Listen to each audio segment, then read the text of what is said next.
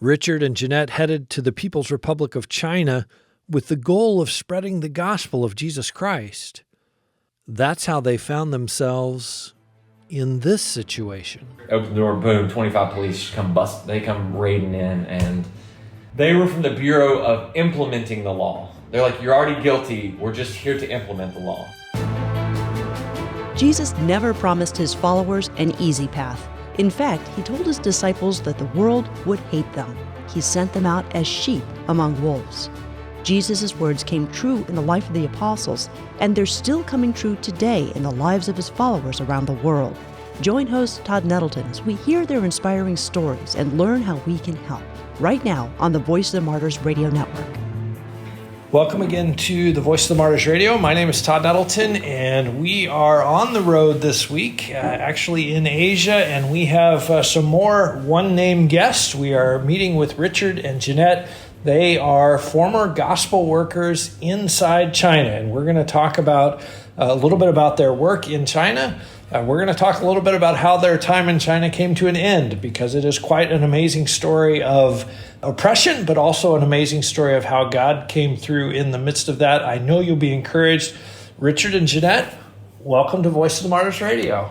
We're happy to be here. I think that was pretty exciting. So, never been on the radio before.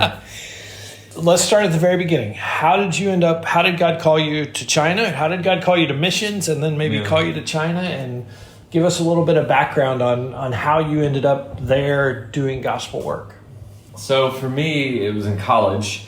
I heard John Piper preach a sermon on a passion for the holiness of God on a DVD when it was my sophomore year in college. And that kind of began to stir affections in me, just to wake up and quit being foolish and to live for Christ and let the gospel impact my life. And so, again, just studying his word and reading, taking part of local campus ministry.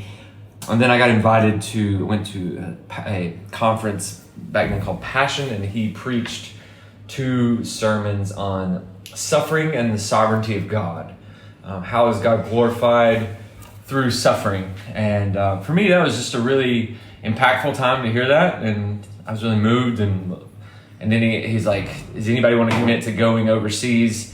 And I was like, you know what? I'm going to do that. I can do that. And so at the time in college, I'm planning to go to medical school. So it was during the summer break. I was working full time, and so I took my vacation, went to Bangkok, Thailand, and served for it was about 10 days. And then at the end of 10 days, I just kind of was really broken and knelt down and just prayed, Lord, if you'll use me to impact like lostness, because we encountered students who never heard of Jesus, didn't know who he was, the gospel. So I was like, you know what, if you'll use me, I'll give my life to serving you wherever I can and wherever it's possible. And so I did. I came back and decided I'm going to spend the rest of my life serving him in some way. And I didn't know where. We just knew it was going to be overseas. And so at that point, that's kind of when I began to look around and saying, all right, now I want to do cross-cultural work. I want to plant churches, serve his church, but I don't want to do it alone. Yeah, mine was around the same time, also in college. Just through a series of events, I think the Lord was softening my heart towards missions and just helping me see his heart for the nations. And I had an opportunity my senior year of college to go on a short-term trip to China. And it was, basically during that trip that the Lord just helped me to see a vast amount of lostness and kind of confirmed my calling to missions. I was reading through Exodus at the time and was really just feeling inadequate to be able to go and serve overseas. And it was through the Lord calling Moses. He was offering a lot of the same excuses of, I'm not an eloquent speaker, or I can't do this, that the Lord used that text to just remind me that just as he was with Moses and would be with him as he led God's people, that he would be with me too, if he was calling me to do something for him. And so I wound up graduating and went back and served in China for 2 years right after that, and came back, and through that time had started dating, quote unquote, yeah, from Skype, long distance, and came back, and we got married. So we got married, and then I started seminary, and then about a year and a half later, we got an invitation to join overseas. And I mean, really, I didn't care where we went, but I was like, oh, she already speaks Mandarin, so this is we got a head start. Yeah, this kind of makes it a little bit easier. So we officially took a role in China, and we landed. I mean, so we went and spent, the first few years, it's just a lot of language learning, a lot of headaches, drinking a lot of soda, a lot of coffee, spending time in awkward situations. But the Lord, those are always the best times, actually, and the most awkward. But through that time, yeah. How much did you think? China's a communist country. China's a closed nation. You can't go in and say, hey, we're here to plant a church. How much did you think about risk and danger, and this could be a pathway that ends in a jail cell? Yeah. So everyone thinks everyone knows it happens, but nobody thinks it's going to happen to them. And so you kind of go in, and I mean, I'm like in my 20s at this point. And I was like, you know what? It's probably not. And you kind of know, but then there's also a part of you like, yeah, I hope I can get it. Because then I'm like, I got some sort of badge. I got, whatever. It's not a good thinking, but it was always a reality. Like, about it, you hear about it, you read about it. But I think you're just kind of like, well, if it happens, it happens. And I think in the back of your mind, it's probably not going to happen to me. Did you have a sense of, like, we're Americans? This is not going to happen to us. We're Americans. Chinese Christians get arrested, yes, but we're Americans, or not so much? No. Not so much like we're Americans, but I know like foreigners are just treated differently. I mean, because foreigners getting in trouble, it creates an international incident. It's not just Americans. And so I didn't go in with that attitude. I mean, I think we're just like, like, there's probably a lot more scrupulous towards us because foreigners, you got passport, there's just sensitivities and things like that. So, yeah. So you mentioned you're trying to learn the language. What was life like in those early years in China, and what was your interaction with people around you? And no children. That was what it was like. We ate out a lot. Just lots of time, I think, spending with our tutors, usually in the morning. In the afternoons, it was a lot of listening to recordings that we had made for class, on top of just trying to get out and meet local people and practice talking. Yeah, I remember going and sitting at this honey shop that was across the street from our thing, and this girl that worked there, and she had nothing to do, and she loved it. I'd just go in there and talk, and her Mandarin was really clear, it was really nice, and so I'd just sit and talk, and we talked about honey, and then it branched, and I'd share the gospel with her, and you just kind of develop these kind of routes, and I go to markets and just talk to people and listen to them. So it was fun times. Yeah, you just find like your language grows the more time you spend with people. And so we just always tried to have people in our home, go out to eat, go hang out, do things. So, yeah. How long did it take before you felt like with the language you could understand and have a spiritual conversation with someone? That's a process. I thought at a year and a half, I was like, oh, I've got this. And then you get to like 5 years and you're like, oh, I've got this. And then I remember at 7 going, oh, I've really got this. And so there's different levels to it. I mean, you can have a spiritual conversation, but not beyond that. And if we're looking at like the role of discipleship and discipling the heart and understanding things, like it took 7 years. I mean, until he could, and the thing that drove me always was something I heard early on. If you're sitting there for the pastor and you're talking and they confess that they have committed adultery to you, you better understand what they say, and you better know how to respond biblically. And for me, that always pushed me to I wanted us to have language that can do that. Right. And so, yeah. Which probably kept you studying all the time. Forever. Yeah. Like you never feel like you've arrived. You have to see it as a lifetime goal. I mean, it just is. No matter where you are, no matter what country you're in, there's always things that we can continue. Even now, I'll be like, how did I not know this word up to this point? And the Lord just, He puts people in our life and we hear certain things. And So I think always listening to people, being proactive to look up words. We stopped formal class after a few years, and then it just comes through self-learning, listening to people as they talk, and natural relationships, working through things. Yeah. So you're in China. You have work to do because, again, you can't be there and say, "Hey, we're church planners, we're missionaries, whatever."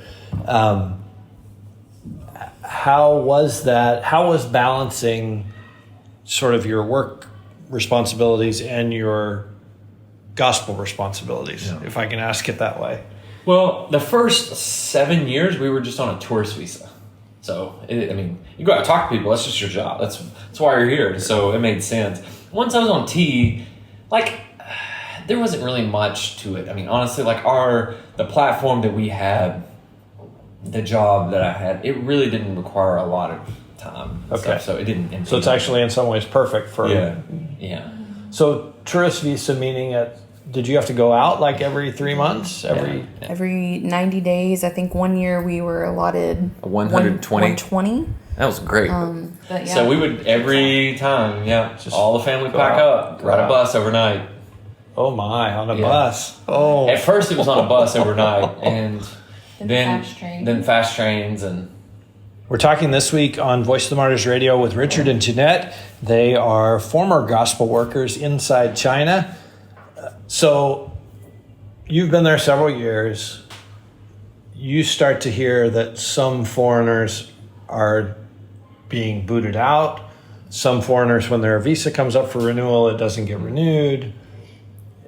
Did you start to feel like it's getting tougher here? Or did you again kind of think, well, that happens to other people. It's probably not going to happen to us. How did you start to hear that it seems like things are getting tighter for people like us, outsiders who are here for gospel purposes? Yeah, you start to catch wind from colleagues and friends.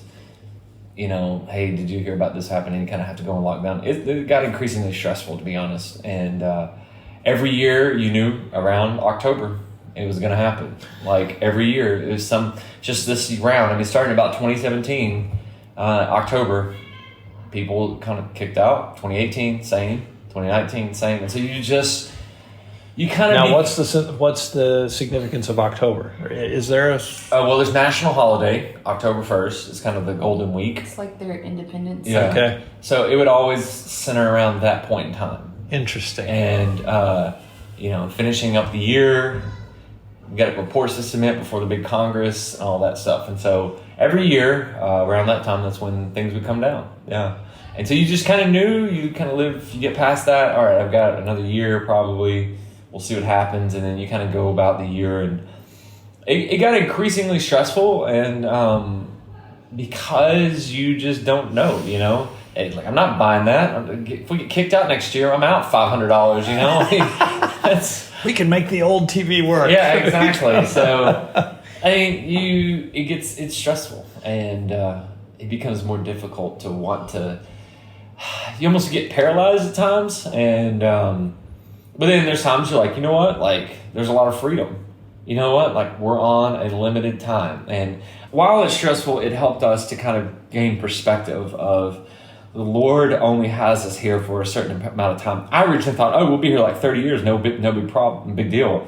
But now it's I might be here next year, or maybe not. And so it begins to hone in, what am I doing that would multiply myself and impact the kingdom after I'm gone?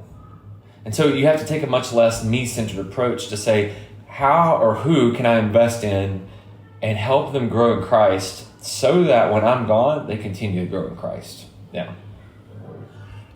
How did you think about your own, your documents and your platform and your personal security thing in light of, foreigners are being told don't come back? Did you constantly think about it? Is our paperwork in order? Do we have, if they start asking us questions, do we know all the answers? I scanned everything in. I had everything scanned in, and we had to go back. We had, I had a drawer that had all of our documents, birth certificates, everything that was in a couple zipped pouches that I could easily just grab and we can go. Yeah. I had money stashed away, and so I didn't have clothes or anything, but I knew like the things we needed to have, I kept all in one drawer. Yeah. And most of the foreigners who were not being allowed back in or were being kicked out, it wasn't like a big incident. They weren't necessarily, arresting them and putting them on a plane. They were just simply saying, your time is up. We don't want you here. Or it's time for you to go. You've got 7 days, or you've got whatever day, which is still pretty traumatic for people who've lived there for years and years and years. But it wasn't a matter of, we're marching people out in handcuffs. No. Did that affect your thought process? At some point along here, did the idea that this is not going to happen to us become, hey, this could happen to us. Yeah. It might happen to us tomorrow. Yeah. I mean, yeah. After about 2018, after that fall, I was like, this could probably happen to us. It's not if, it's when. And that's kind of the mentality. So kind of a change of mindset. Yeah. And it was starting to get more serious. Some incidents that happened in the country that I'd heard about. And so it just kind of became real. It's like, all right, well, we're just going to put the hand to the plow until they show up. 2020 comes, COVID, China, lockdown. Yeah. How did that affect your lives, and how did that affect your ministry when, the whole country just shut down? Dude, I remember like the early days when they would walk around with big speakers and like blasting like COVID is bad, get in your house. And we were the only people in our complex who would get out and walk around without a mask. I was like, I'm not wearing a mask. Like, nobody's out here. Why would I? And at first, you couldn't even buy a mask. We didn't have masks.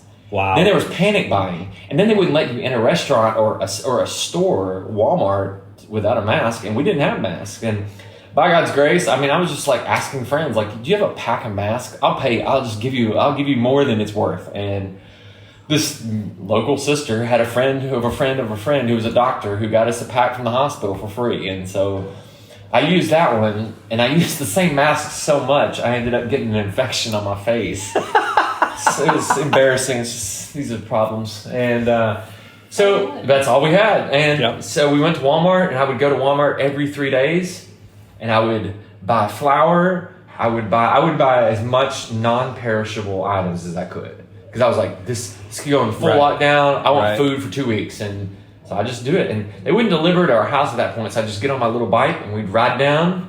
I'd get as much as I can carry back and I'd ride back home. And that was my routine.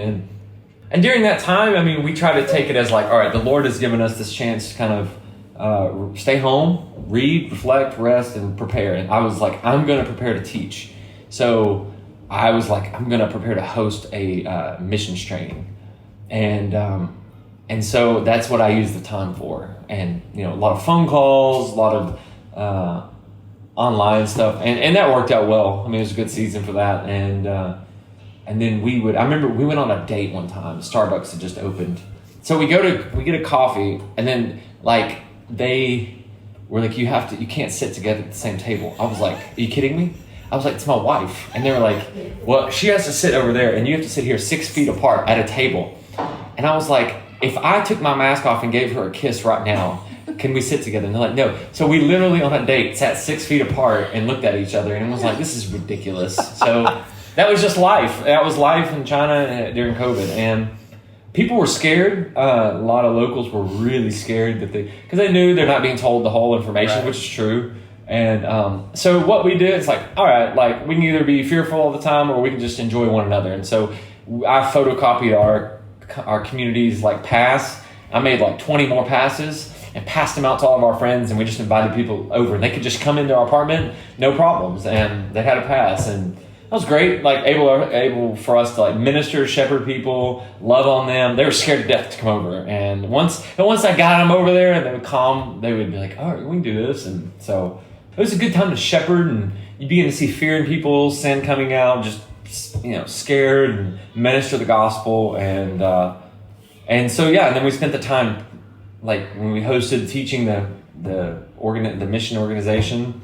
I mean, we just holed down they lived in an apartment for 2 months, and I would just go over there, teach, and come home. And it was it was in the same complex, and Right. just a different up the way a little bit. And it was just a lot of teaching, a lot of thinking about God and His Word. Yeah, so. I know during COVID, a lot of foreign people left China. I think China was kind of happy to see them go. You guys decided we're going to stay as long as this door's open. Let's stay. Let's be here. Then the day came when the door closed, and quite suddenly it closed. Can you kind of share that story? Yeah, so we decided through COVID, we're like, you know what, like we're gonna suffer with those who suffer. We're not leaving, and we did not. It was just hard to tell how bad this was gonna be, how long. We didn't know, and so Nobody knew it. So we just ended up. We ended up just staying, and so you're talking 5 months later.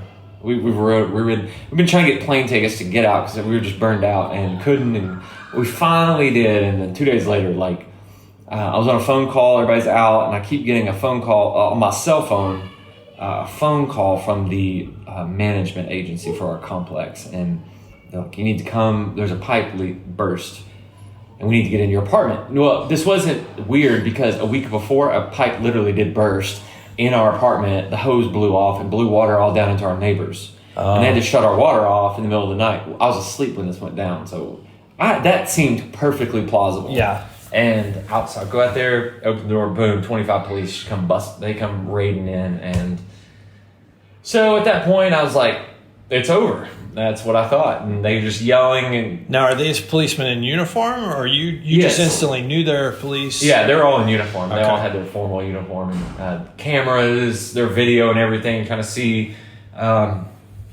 So they're just like, put your hands down, give me your devices. We're from the National Police, and we're here to tell you that they were from the Bureau of Implementing the Law. They're like, you're already guilty. We're just here to implement the law. I'm like, okay. Well, it's all in Mandarin, and I needed time to think. So I was like, you're going to have to speak English because that's my language. So I just needed time to kind of process everything they're saying and think about how am I going to respond. And so they bring this guy up here, and he starts to translate, and it's horrible. And I was like, this is just so much easier if I just speak Mandarin. And because his English was terrible. And basically, they're like, we know you're guilty. We know who you are, who you work for, what you're doing here. And we're here to tell you you're guilty. And we're here to kind of basically, this is to how the next few weeks goes is up to you. Whether or not it's bad and hard, or it's easier. And so I just listened, don't respond, don't retaliate. I knew, in my mind, I'm like, it's over. When this level of crew walks in your door, it's over. And so basically at that point, we're leaving China. Yeah. We don't know how soon, and we don't know how painful, but our mission work here is done. Yeah. I knew it was over.